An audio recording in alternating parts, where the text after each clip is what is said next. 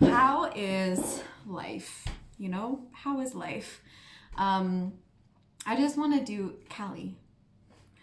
What was that? There's this meme that was about cats having an OnlyFans. It's true. Cats, if they had phones, would have OnlyFans. I want to do this video to just like help you bring it back in, bring your mind back in. Sometimes it's easy to get stuck in our head and to overthink and to feel frustrated and down and stuck and all these things, and it's not a fun place to be in. And so I want to create this video as just like a reminder to drop into your body. So just for a moment, sit, close your eyes, take a deep breath in,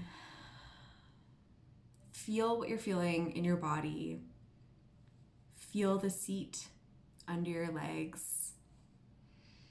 Connect back in, bring it in. Look around you, look at the room, look at what's in front of you.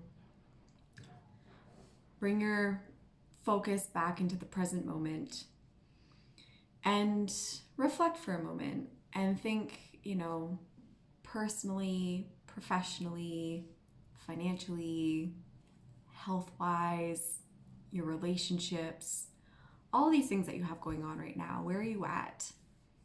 Where are you at? How are you feeling? What is present for you?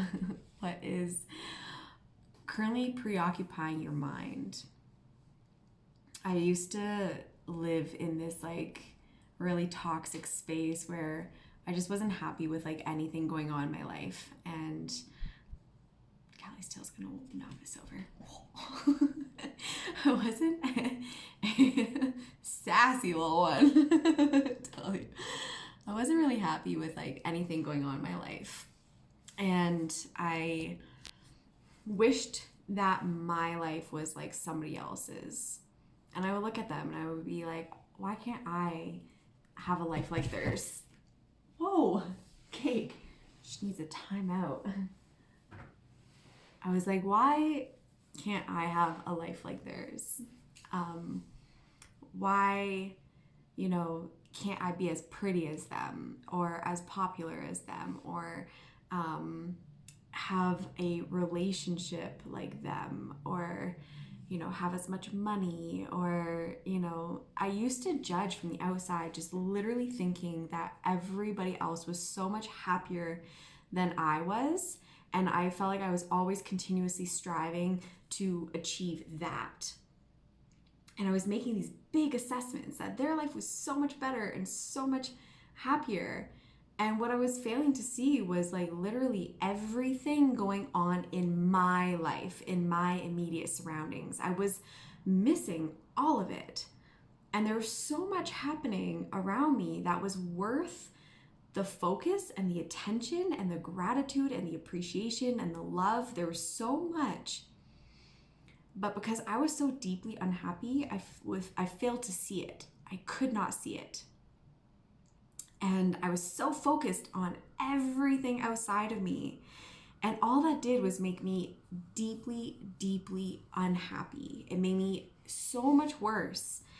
And it held me in this space inside my head for so long that I honestly lost track of who I was and what I wanted and what was important to me. And I was giving so much authority to all of these other things and people and places and stuff outside of me that it's like my own opinion of myself and what I loved like didn't even matter. And so I started this practice and I loved this practice so much and it really, really helped me. And it's so simple. Sometimes we dismiss the simple things because we think like, it's not like powerful enough or it's not like potent enough, right? It just doesn't feel like that because it's so simple. But this was such a game changer for me. There's a lot of game changers. I'll share a lot, but I'm going to share this one. And that was a daily gratitude practice. And I don't want to sound like a broken record. I know people talk about gratitude all the time and they talk about having this practice all the time. But it's so much more than just writing down a list of things and saying you're grateful for something, you have to feel it. You know, that's where it really becomes different, is being able to feel it.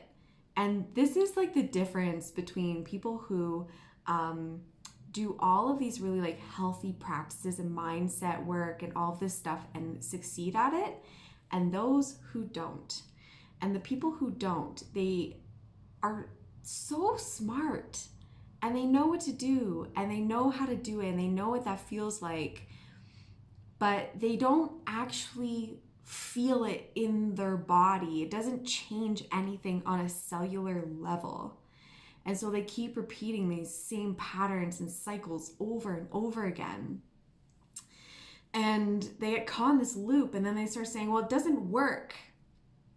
It doesn't work. And it does.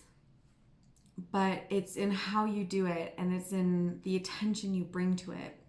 And so for, I don't even know how long, but every single day, I challenged myself to write a list of 5 things I was grateful for outside of me, like in my world, and 5 things about myself. And I struggled to find 3 things even new every day. I struggled to find that. And, you know, it took me a little while, but when I started really looking I was like, this notepad, somebody had to come up with the idea for this. Somebody had to go through the process of making this, creating this, perfecting this, you know, orchestrating a company and a factory that's able to make these. Somebody had to pack them and ship them and get them here. And then the people in the store had to put them on the shelf, and then they landed in my lap. And now I get to utilize these and enjoy these. Simple, very simple. Also, I do love sticky notes. I do. Very, very simple. But I had to do that with everything. And I did do that with everything. And I sat there and I was like, what did it take for this to get in my hands? For me to be able to utilize this, for me to be able to enjoy this. Do you know there are people in this world who haven't used any of these? And it's true. Like, you know, I use this as a way to organize my thoughts and my planning and all this stuff. And it brings me great joy, actually. And there are people who, they're not thinking about sticky notes. They're thinking about where they're going to get their next meal from, right? And all of a sudden, this becomes a luxury. This becomes something of value. This becomes something that contributes to my life, that doesn't contribute to other people's lives in the same way. And you can do that with everything. My favorite one is coffee. I sit there and that has made my morning ritual so powerful because of how much like focus I brought into coffee and how much love and appreciation, gratitude I have for coffee. And I just sit there and I'm like, it just feels like this cup of love, and it brings so much to my life.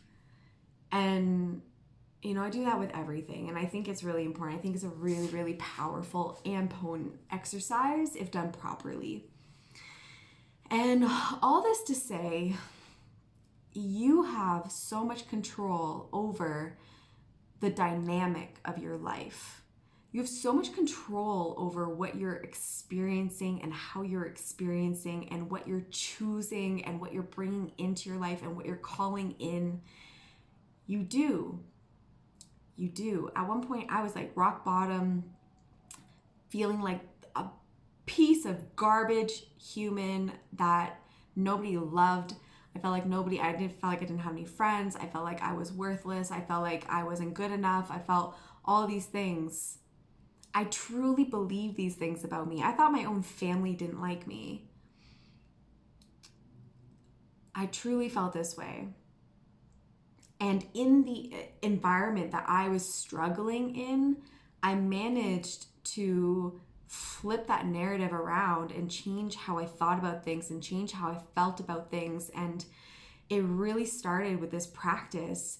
And it starts with like filling your heart with so much fucking love.